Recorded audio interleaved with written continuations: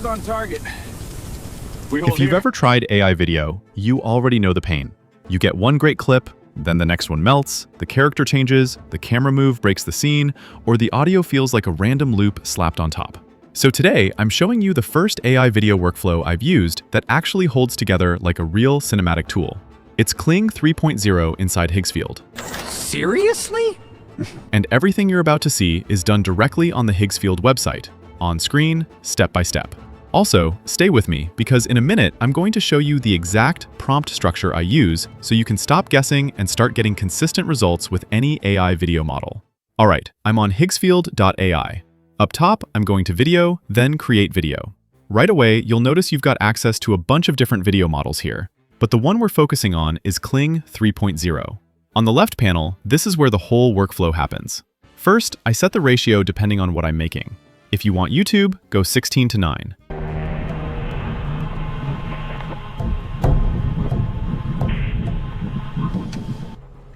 This is Haven. Say it again, slowly. If you want Shorts or TikTok, go 9:16. Then I set the duration. Kling 3.0 can generate from 3 seconds all the way up to 15 seconds in one go, which is a big deal because longer clips are where most models completely fall apart. Next, I set the resolution to 1080p, and I turn sound on because Kling 3.0 is built to generate video with native audio that actually matches the scene.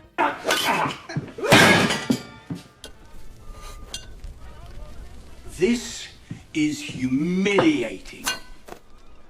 Delicious! Now here's the first thing that makes this feel professional. Before I even generate a clip, I set up elements. I click elements and it opens this panel where you can create an element. An element is basically a character, object, or product that you want to stay consistent across your videos.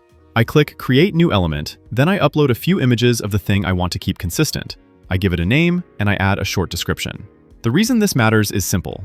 Once you've created it, you can reference it again and again in future prompts without having to describe it from scratch every single time. That's how you stop the model from reinventing your main character on every generation. So if you already have a character you use in your videos, or a product you're promoting, or even a specific prop you want to keep consistent, set it up once in Elements and your workflow becomes 10 times faster. Now I'm ready to generate. I drop the image in, then I write my prompt in a very specific way. This is the structure I use, and you can copy it forever. First, I describe the subject and what's happening in one clean sentence. Then I describe the camera movement like a director would. Then I describe the environment and mood. Then I describe the audio I want to hear in that scene. That's it. Because if you just write cinematic and hope for the best, you're gambling. If you describe the shot and the sound like it's a real scene, the output gets way more grounded. I click generate, and now you can see what I mean. Wait.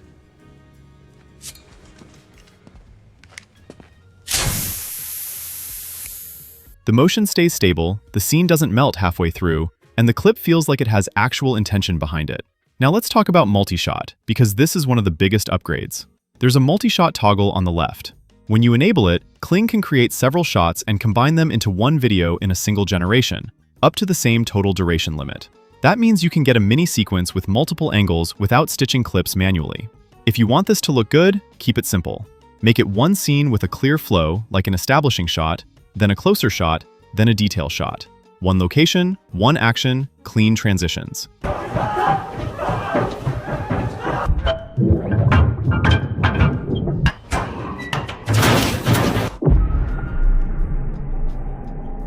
Next feature, start frame and end frame. You'll see start frame and end frame boxes where you can optionally drop images. This is perfect when you want controlled transformations or a very intentional beginning and ending. You give it a first image and a last image, and Kling builds the motion between them. This is how you get clean before and after sequences, reveals, transformations, and smooth transitions that feel designed instead of random. And you don't need to overcomplicate it. You can use it for simple cinematic moves too. Start on a wider shot, end on a tighter shot.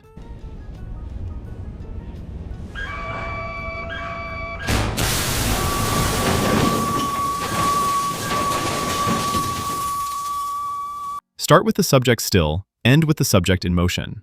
The model has a clear target, so the animation is usually way more coherent. Now, about the audio, because this is where a lot of tools still feel fake.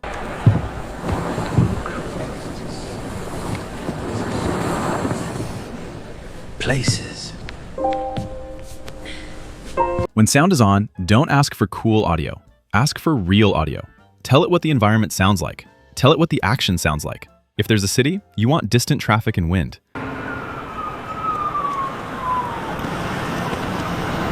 If it's indoors, you want room tone and subtle reverb. If something moves fast, you want whooshes, impact, or mechanical detail.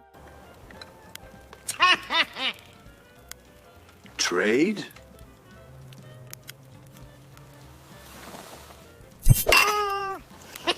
The more real-world your audio description is, the less it feels like a generic background track. Now let's switch for a second to Kling 3.0 Omni, because this is the other part you need to understand. Kling 3.0 is the cinematic workhorse for building strong, coherent video with motion, consistency, and native audio.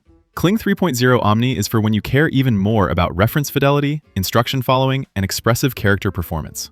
Omni is built for situations where you want the subject to match your reference more closely, where faces and identity matter more, and where character delivery feels more lifelike. It's also designed for stronger character-level audio control and more natural lip sync, which is huge if you're making dialogue scenes, character content, or anything where performance matters. It's ocean. It's a force, a wild, untamed might. And she commands your awe with every breaking light. So here's the simple way to think about it. If you want cinematic scenes, action, camera movement, and overall coherence, use Kling 3.0. If you want higher reference accuracy, stronger character identity, and more expressive delivery, switch to Kling 3.0 Omni. Now let me give you the use cases where this model genuinely shines so you know exactly what to use it for. It's incredible for action and physics-heavy scenes, where things actually feel like they have weight instead of floating. It's strong for emotion-driven close-ups, where expressions hold together without turning into wax. It's great for macro and detail shots, where textures and structure usually collapse in other models. It's also one of the best options right now for text-critical content, like ads, UI mockups, signage, and any video where text needs to stay readable. And if you're building stories, it handles multi-character interaction and camera movement far better than what most people are used to, especially when you combine it with elements to keep your subjects consistent. And if you want to try Kling 3.0 yourself with unlimited generations through Higgsfield, I've left the link in the description and the first pinned comment so you can jump straight in. If you want the free PDF with the exact prompt structures we use today, I'm leaving it in the Discord linked in the description. Just join, go to the bot PDF channel, message the bot, it'll reply, then send it the link to the video you want the PDF for. Follow the steps and you'll get it completely free. Thanks again to Higgsfield for sponsoring this video. And if you want me to do a part 2 where we go deeper on Omni, multi-shot workflows, and more advanced prompt control, tell me in the comments and I'll make it.